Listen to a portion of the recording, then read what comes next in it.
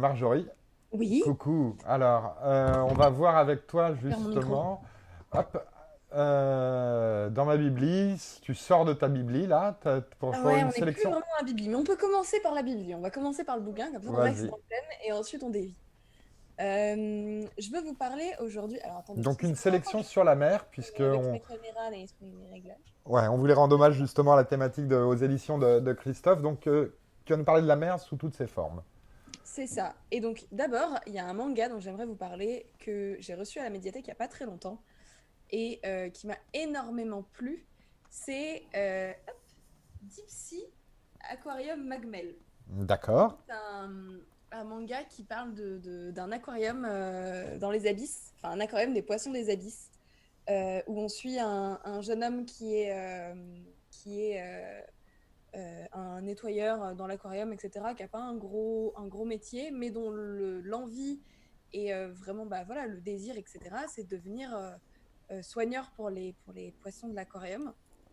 Et en fait, du coup, on va suivre bah, son quotidien, ses progrès, et puis ses découvertes des poissons et de comment ils fonctionnent. Parce que chaque chapitre est centré sur un poisson, enfin un être, une créature de la mer. Ouais. Et du coup, à chaque fois, voilà, ça va être centré dessus, on va apprendre des choses dessus. À la fin de chaque chapitre, il y a un petit résumé avec bah, les caractéristiques de la dite créature. Et puis, au-delà de ça, bah, on a aussi des histoires du coup, qui se passent dans l'aquarium avec des visiteurs, des collègues à lui, etc. Et c'est super intéressant. Et les images sont très jolies. Oui, assez bien travaillé. Et en même temps, comme tu le dis, on a toutes ces fiches qui permettent vraiment de se plonger dans si on veut aller plus loin sur toutes ces créatures. Ah oui, il y a un vrai boulot. Oui, oui, il y a un gros boulot. Et puis voilà, les couvertures, par exemple, qui sont très très jolies. Et Euh, l'histoire est intéressante, on s'ennuie pas à le suivre un nettoyeur d'aquarium? Mais oui, c'est intéressant. Enfin, pour l'instant, il n'y a que 3 tomes qui existent en France. Au Japon, il y en a 5 qui ont été créés, parce que c'est lent, et puis en ce moment, Ouais. du coup, c'est un peu ralenti. Mais oui, c'est super intéressant. Enfin, moi, j'ai beaucoup aimé à lire. Il se passe C'est pas un gros livre d'aventure, c'est pas un manga d'aventure, etc. C'est pas un truc qui plaira aux Mhm. 8-10, quoi. Mais pour les grands ados et les adultes, je trouve que c'est un joli manga avec une jolie histoire des fois assez poétique, etc. Et on apprend plein de choses et moi, c'est ça qui m'a beaucoup plu. Et j'ai trouvé ça très original et très beau visuellement en en termes de poissons.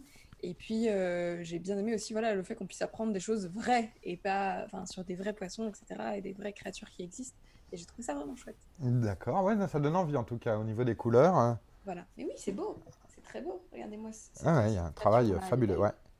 ouais. Ça, c'est la couverture du premier. D'accord. Donc voilà, pour l'instant, en France, il y en a que 3. Au Japon, il y en a 5.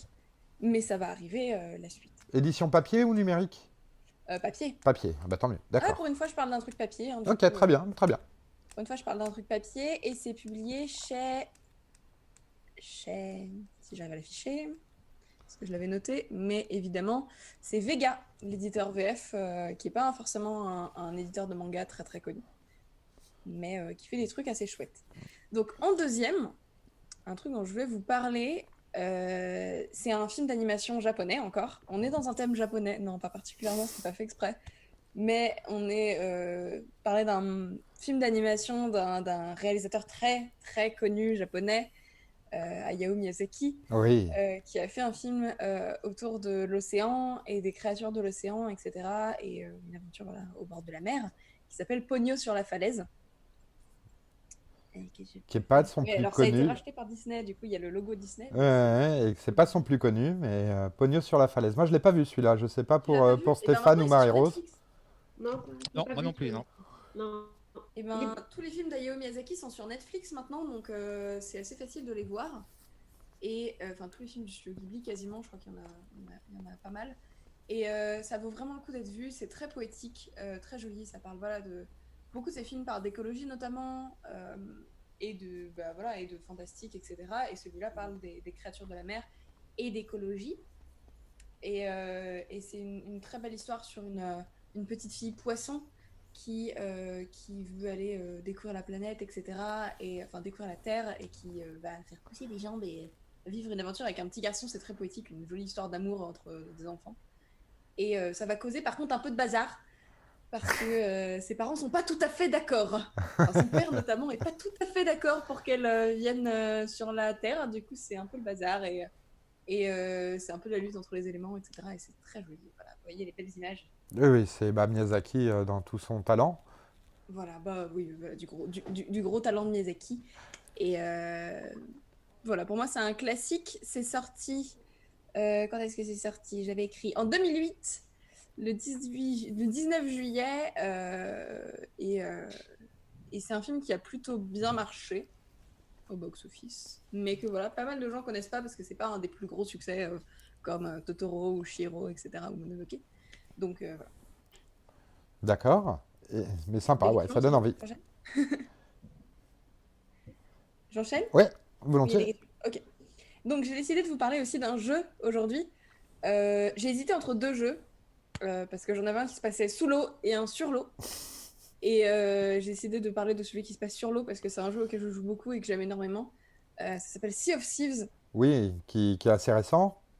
qui est assez récent, il a 4 ans. Ah, oui, oui, bon, ça reste comme on l'a dit, comme on l'a En dit avec 3 ans et Matt. demi, 4 Ouais. ans, il va avoir ses 4 ans là, il va Oui, fêter ses donc il est 4 ans, il plus me si semble. récent que ça, t'as raison. Non, il a 2 ans officiellement, mais il est sorti 1 an avant en pré-release. D'accord. Voilà. Mais du coup, Sea of Thieves, c'est un jeu où on est des pirates et ça se passe sur l'eau et du coup voilà, on conduit des bateaux et tout ça. C'est un jeu qui se joue principalement multijoueur, donc à plusieurs. Hein, on peut être jusqu'à 4 sur un bateau et c'est beaucoup plus intéressant d'y jouer à plusieurs plutôt que de jouer tout seul. Et moi, ce que j'aime vraiment dans ce jeu, c'est le côté très réaliste de l'eau, qui est très très belle. Regardez cette belle eau. Ouais, les Regardez vagues comme c'est beau. sont superbes, ouais. Donc voilà, ce côté très très réaliste de jeu. Bon là c'est le trailer de la version anniversaire parce que je le Mhm. trouvais plus intéressant parce qu'on voit plus d'eau que dans le trailer de base. Mais l'eau est très bien faite et les manipulations, enfin voilà, on relève les voiles, on baisse les voiles, on jette l'ancre, machin, tout ça. Je trouve que c'est quand même assez réaliste et ça demande pas mal de communication en équipe, ça demande une certaine organisation et tout ça, et c'est vraiment intéressant à faire. Il y a pas mal, voilà, on joue avec le vent, etc. C'est toujours une gestuelle. On a un harpon, on peut s'harponner au caillou pour faire un virage à toute vitesse. Enfin, voilà. Et en même temps, on va chercher des trésors. Et quand on croise des autres bateaux, soit on est sympa, soit on se castagne. Ça me rappelle le jeu vidéo Pirate de Sid Meier. Christophe, Pirate, oui. tu voulais nous dire quelque chose sur les pirates? Ah, bah, moi, j'adore les pirates. Je trouve que c'est un univers absolument génial, très mal connu. Et on va sûrement sortir des trucs sur eux, parce que, enfin, à nos yeux, parce que on a cette vision toujours Des grosses de leur- brutes, toutes des... Ouais, mais alors, Toutes... pas du tout. Enfin, il y avait évidemment des brutes, hein. Il y avait des gens incroyables, Oui, mais pirates. on peut parler du Liberia, par exemple. Non, c'est pas le Liberia. Comment... la république qu'ils avaient créée. Oui, dans le Libéria, ça a été créé par les Américains, Oui, avec oui, les non, non, esclaves. excuse-moi, je me trompe de nom, mais l'île... À Madagascar, une sorte de république utopique. Oui, ils avaient créé une république utopique, oui, les pirates à un moment donné, ouais. Euh, Il y avait des règles très, très incroyables de fonctionnement. Il y avait quasiment une sorte de sécurité sociale pour enfin, un monde assez fascinant, quoi, les pirates. Et qui n'a pas vécu très longtemps, en fait. Hein. L'ère des pirates, la grande ère des pirates, ça dure entre 1694 et 1726. Et puis c'est fini. Après, c'est fini. Ça tombe de 80%. Donc, c'est sur 30 ans.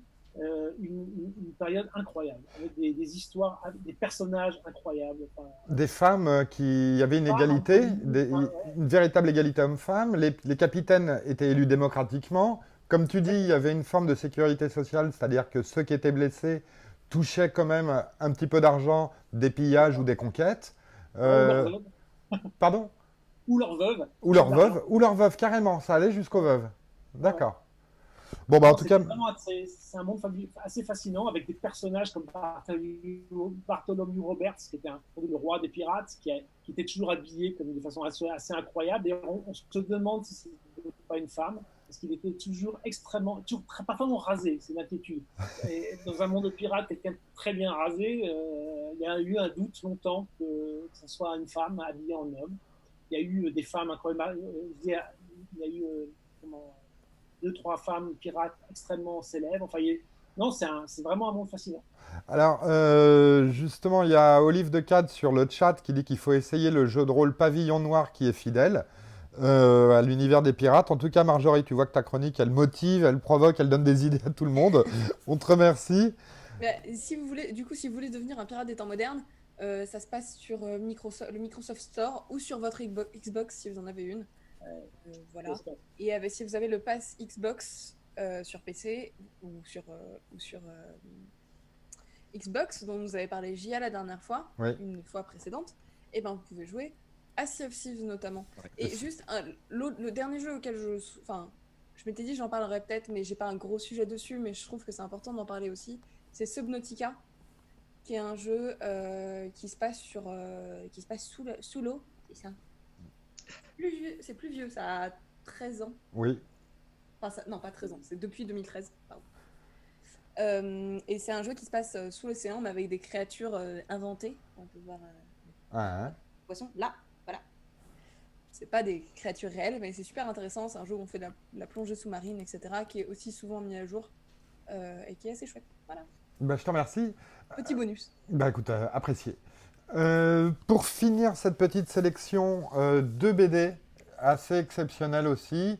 Armen et Voyage aux îles de la Désolation. Les deux sont d'Emmanuel Lepage aux éditions Futuropolis. Travail exceptionnel. Là aussi, tu vas adorer, Marjorie, au niveau des vagues, du traitement de la mer sage, la mer agitée, la mer en colère, la mer... c'est fantastique, c'est exceptionnel. Armen nous parle d'un des phares bretons les plus effrayants qui existent. Et l'autre, c'est plus une aventure maritime dans le grand océan. Et c'est aussi un autre moyen d'appréhender le monde marin.